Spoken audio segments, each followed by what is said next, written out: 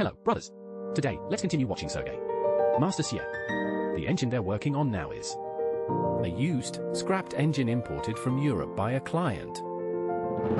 But it can't be said to be completely scrapped. Anyway, this machine has been idle for many years, and we don't know how many miles it has traveled.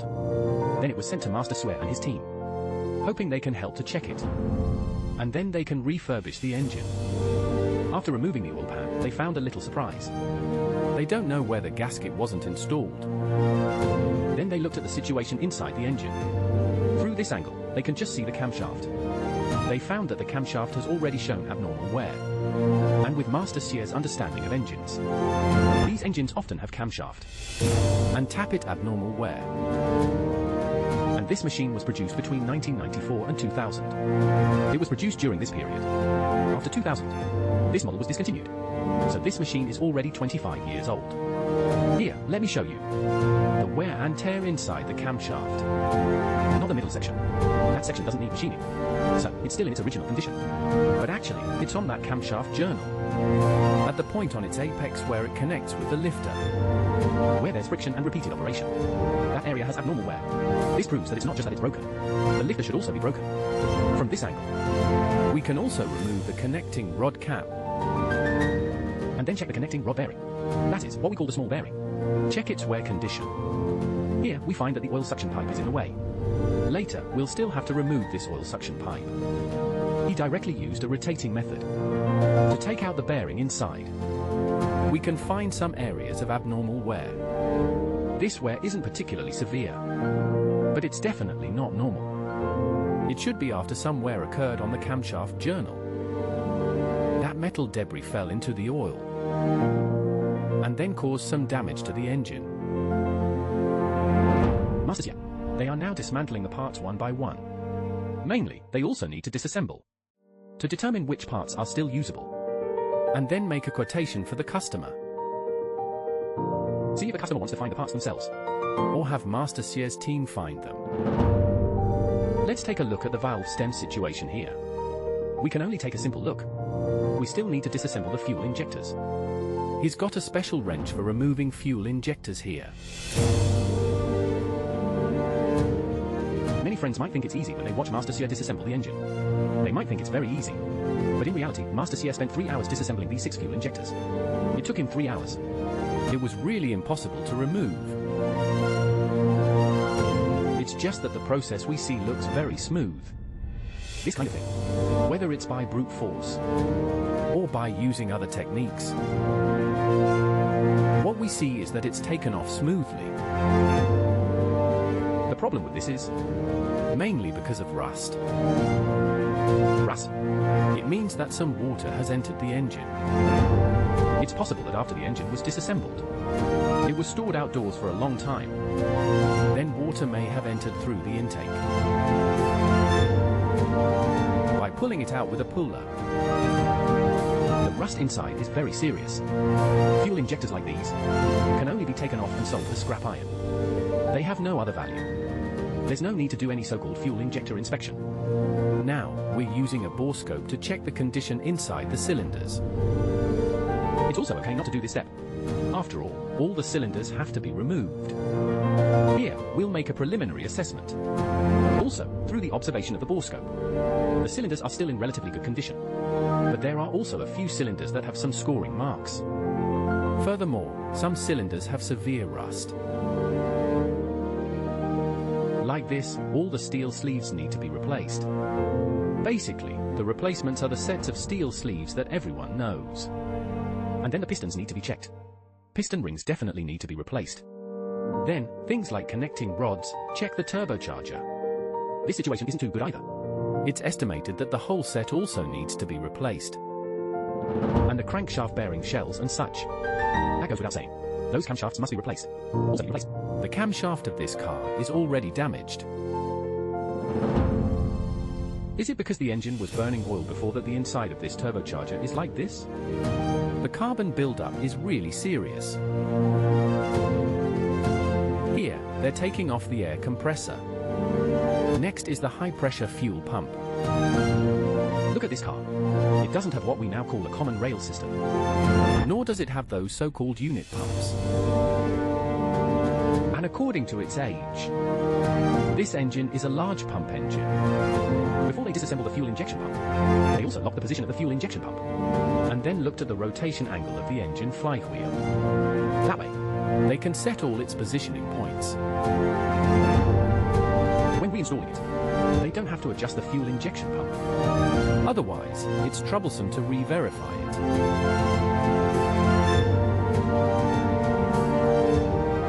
Okay, now we're taking off the exhaust manifold. This here is the exhaust manifold. It comes off together with the turbocharger assembly. The rust is also very serious. But this exhaust manifold, no matter how good it looks, when you use it later, repeated high temperatures will also cause it to rust quickly. I estimate the turbocharger in this assembly definitely needs to be replaced. The exhaust manifold, maybe we can clean it up, and we can continue to use it. Here we're going to remove the belt guard, starting with this tensioner pulley. Basically, after taking it off, it's too much of a hassle to replace the new parts. The tensioner pulley is also no good.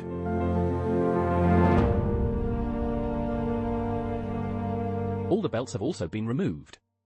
This item also needs to be replaced. And when he rotates the various guide pulleys, he found the abnormal noise from the tensioner pulley to be quite serious. As for the generator part, it's hard to say, because whether the generator can be used can be determined through testing. He hasn't tested this yet. If it can continue to be used later, then it will definitely continue to be used directly. Here, the oil filter is removed. This is the oil filter base. And inside here is the oil cooler. There's still some coolant residue. The rust inside the engine block is quite serious. Check all the guide pulleys. We don't know how many we'll need to replace later. After all, this machine is quite old. Many people might think, hey, is it even worth it to repair a machine like this? When you don't have these things, you can get this kind of machine. Then it's necessary. When your production capacity is enough to tell you that buying a new machine won't cost much, then you'll definitely replace it. As for these used engines, basically, as long as its cylinder block is good, then whatever else is good is what you've earned. Because for them, the repair price is definitely much cheaper than replacing it. Because in this kind of repair, you can use a lot of salvage parts, even if you don't have that inventory. Meaning you can't find these parts yourself. It doesn't matter. Masters, yeah, they can find them for you. And the parts they find, even if they're from salvaged vehicles, are of relatively high quality. Or they will find for you some high-quality aftermarket parts. Here, the push rods have been removed. Some friends have called them chopsticks before. They actually serve a transmission function, from the camshaft rotation, and then to the tappet's up and down movement. Finally, it transmits the motion, pushing the valve rocker arm. That's the process. Some overhead camshaft layouts, when the camshaft is rotating, can directly drive the rocker arms. Those types don't need push rods. Two cylinder heads are also stuck. But don't worry, a little prying will do the trick. It's just that you can't pry them off by hand. So, after removing the cylinder heads, the gaskets inside definitely all need to be replaced. Here, there's been some water ingress, which has caused rust. It should be that the engine was parked outdoors for a long time. Then, rainwater should have entered through the intake, and through some open valves, then flowed into the cylinders. Here, scratches were found. It's hard to say with a phone, but it doesn't matter. Scratches are scratches. Later on, the entire steel sleeve will be replaced. Possibly a mispronunciation, should be piston. And this connecting rod, inspect it again. If we're lucky, a few pistons can still be used. If we're unlucky, all the pistons will be replaced. But this situation won't involve bending the connecting rods. After all, there wasn't actual water ingress. It's just some abnormal wear. Masters, yeah, finally remember to wear a mask, because it's all dust when the machine blows. The mask he is wearing isn't particularly clean either. Don't know how long he's been using it. For people like them, they should use a new mask. Then, squeezing these dirty gloves is also that black. So sometimes there's no way around it. Does everyone remember that white Samoyed on Douyin? Here at the repair shop, the front cover of the engine has been removed. For this type, the crankshaft oil seal also needs to be replaced later. And a lot of sludge has accumulated inside. Here we are disassembling the camshaft.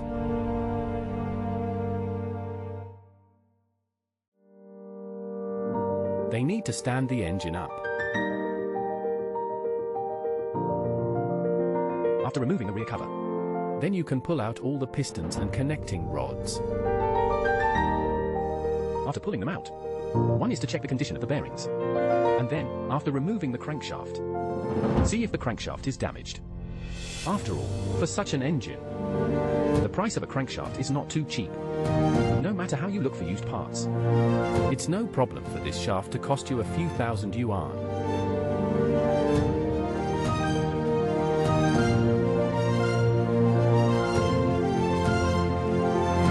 When they disassembled this engine, they also found these bearings and the connecting rod end caps, crankshaft end caps. The bolts on them show signs of disassembly, which proves that this engine had been overhauled before. Or at least the 4 major components were replaced. Here we see the condition of the pistons. They were even pleasantly surprised to find that some of the pistons are still relatively new. They were replaced before. 30 days is the power consumption.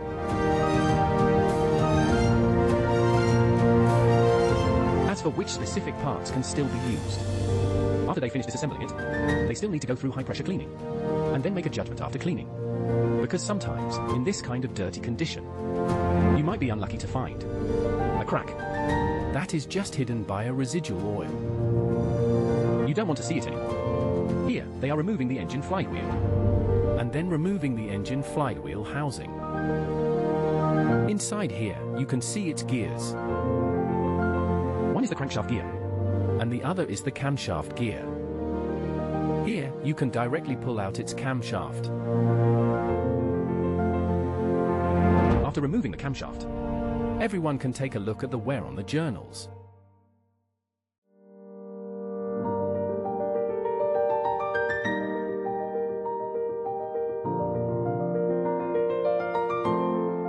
Everyone, pay attention to this raised area. Basically, each one has it. Here, after removing the crankshaft end cap, you can lift out the entire crankshaft.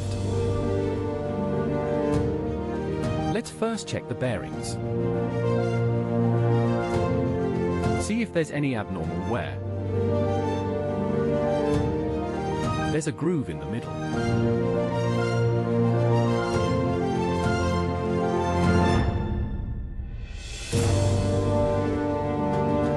Cap is definitely fine. Then I check the journals again. Actually, what they're most worried about is wear on the crankshaft journals. Like this, the bearing is bad. You can replace this part. It's very cheap. But if the crankshaft journal is severely worn, you won't be able to repair it by grinding. Then that means the entire crankshaft is scrapped. After removing the oil like this, all the end caps have to be put back.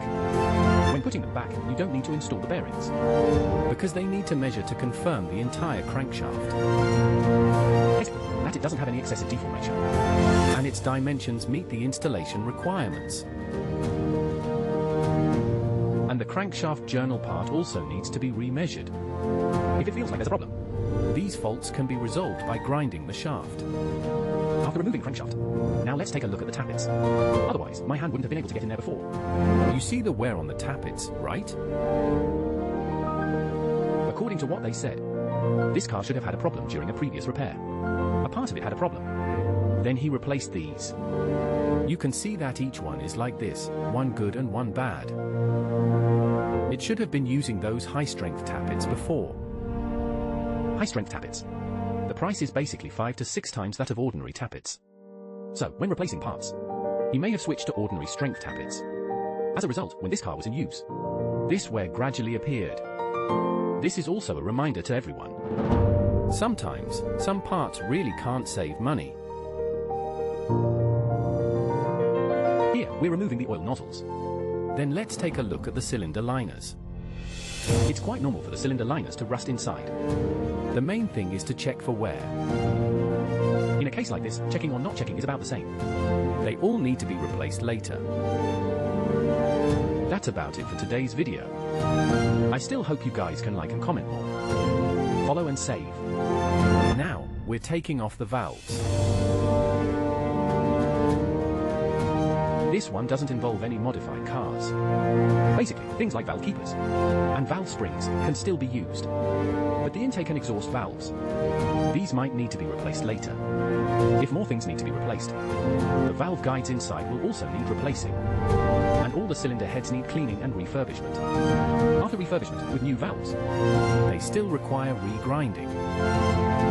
You see the rust inside, right? For cases like this, you have to go through a refurbishment process.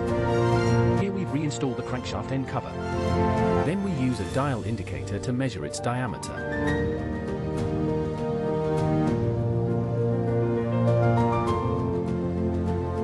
Through Master Sier's measurements, they found that the crankcase has no problems. So, in the future, just replace the bearings. And they're also measuring the crankshaft here. Their check results show that the crankshaft has no problems either. And the other parts need to be cleaned. And then make a judgment. When it comes to the next episode, it's the assembly of this engine. This isn't considered digging a new hole, is it? After all, we have to do things step by step. And today's show is nearly 17 minutes long. Okay, see you next episode. Thank you, friends, for watching.